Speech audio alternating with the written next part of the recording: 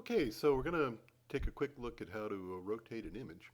And what you can see here is I have grain densities and some MAD data, and I'd like to compare it to a figure from an older paper where I don't have the original data, only the figure.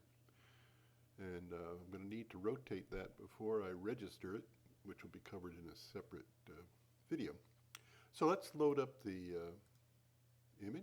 We'll load waves, and we want an image, and let's go find it, and that is going to be Hamilton.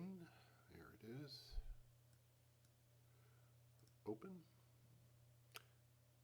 We'll just do it. Okay, here's Hamilton, the image. Just get rid of that .jpeg to make life easy. Okay, and Windows, New, and Image Plot. Hamilton. And there we go.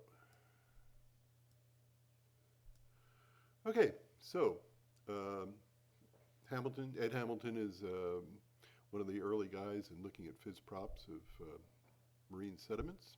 And here's a porosity versus density plot from one of his early papers, and I'm going to take that MAD stuff and put it onto this graph. But first we need to rotate it. That's what this instruction is all about. So let's take the cursor right here, and now let's do a right click, go to Style, and say we want the hair. Okay, now if we put this guy right at the origin of the graph, we can see that we need to do a clockwise rotation to square up the graph. So all we do, we go up to COD Functions and go to Rotate Image. Now, I like to do the rotation in small increments of 1/10 or 2/10 of a degree, because actually these angles are they look large, but they're actually pretty small. It's probably less than a degree, actually.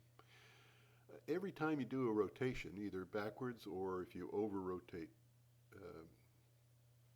backwards or forwards, whether you over-rotate or under-rotate, you're going to blur things a little bit in the image itself. So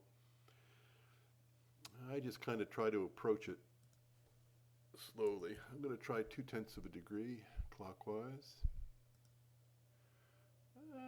It's getting there. Let's do another 2/10 of a degree. Rotate image. 2/10. Getting pretty close. Maybe we'll reposition this guy. How about another 1/10 of a degree?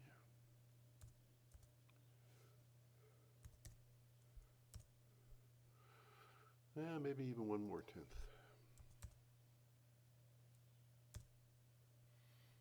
Okay, I think you get the point.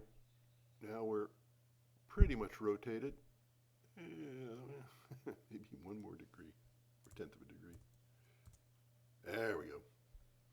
Okay, there's distortions with Xeroxing everything, so none of these are going to be totally accurate, but you can get pretty close. So that's it. That's rotate image. Pretty simple.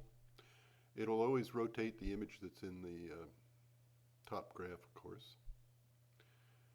And if you'll go to the image registration video, it will explain how to register this graph and then add those data.